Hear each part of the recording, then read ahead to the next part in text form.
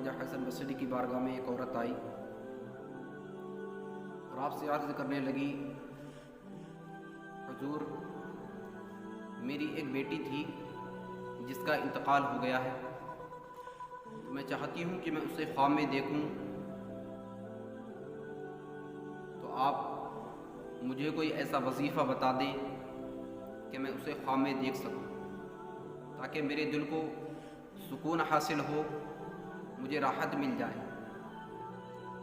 तो आपने इरशाद फरमाया कि तुम रात को इशा की नमाज़ पढ़ने के बाद 4 रकात नमाज नफल पढ़ना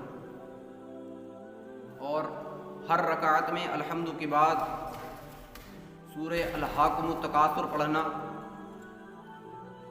और नफल नमाज पढ़ने के बाद दुरूद शरीफ पढ़ते पढ़ते सो जाना।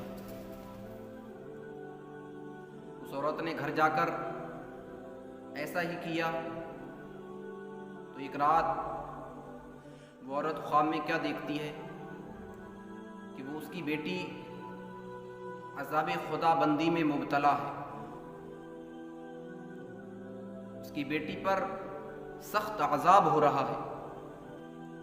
उसने जब अपनी बेटी को सख्त अज़ाब में देखा तो वो तड़प उठी और सुबह होते ही हज़रत ख्वाजा हसन बसरी की बारगाह में आई। उसने रात का सारा किस्सा बयान किया। तो आपने इरशाद फरमाया, जा अपनी बेटी के लिए कुछ सदका कर दे, अल्लाह रब्बुल इज़्ज़त उस सदक़े के सदक़े में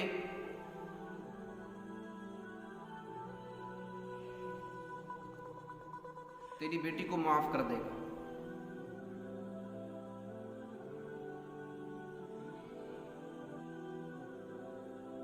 अल्लाह रब्बुल इज़्ज़त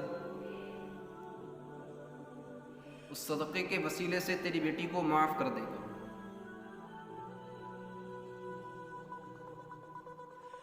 एक मर्तबा हज़रत ख्वाजा हसन बसरी ख्वाब में जन्नती बागों में से एक बाग देख रहे हैं। तो आपने देखा कि उस बाग में एक मुज़य्यन तख्त बिछा हुआ है और उस पर एक लड़की बैठी हुई है जिसके सर पर खूबसूरत ताज लगा हुआ है, खूबसूरत ताज पहने हुए बैठी है। उस लड़की ने हज़रत ख्वाजा हसन बसरी से कहा, आप मुझे जानते हैं? तो आपने इरशाद फरमाया, नहीं मैं तुम्हें नहीं जानता हूँ। तो वो लड़की कहने लगी, हुजूर मैं वही लड़की हूँ जिसकी माँ आपके पास आई थी और मुझे ख्वाब में देखना चाहती थी। तो आपने इरशाद फरमाया कि तुम्हारी माँ ने तो कुछ और ही बताया था और यहाँ मैं कुछ और ही देख रहा हूँ। तो लड़की ने अर्ज़ की, हुजूर मेरी माँ ने सब कुछ सच बताया था। तो आपने इरशाद फरमाया कि अज़ाब खुदा बंदी में मुब्तला थी, तो अब अल्लाह रब्बुल इज़्ज़त ने तुम्हें उस अज़ाब से निजात कैसे दी? तुम्हें ये इनाम अल्लाह रब्बुल इज़्ज़त ने कैसे अता फरमाया? वो लड़की कहने लगी, हुजूर एक मर्तबा उस कब्रिस्तान के पास से अल्लाह रब्बुल इज़्ज़त का एक नेक बंदा गुजर रहा था। उसने